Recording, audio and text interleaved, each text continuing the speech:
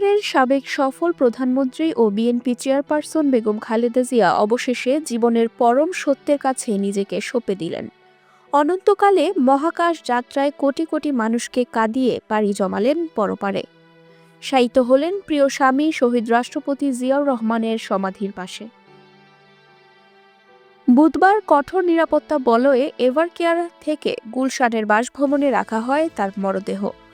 পরে মরদেহবাহী অ্যাম্বুলেন্স গুলশান থেকে বেলা 11টা 50 মিনিটে মানিক মিয়া অ্যাভিনিউয়ে পৌঁছায়।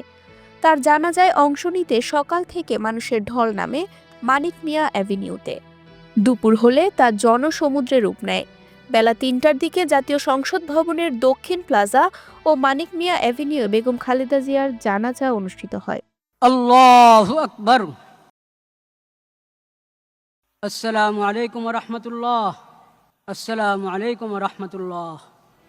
বিকেল 4:45টায় সশস্ত্র বাহিনীর গার্ড অব অনার শেষে জিয়া উদ্যানে স্বামী সাবেক রাষ্ট্রপতি জিয়াউর রহমানের কবরের পাশে রাষ্ট্রীয় মর্যাদায় খালেদা জিয়াকে দাফন করা হয়।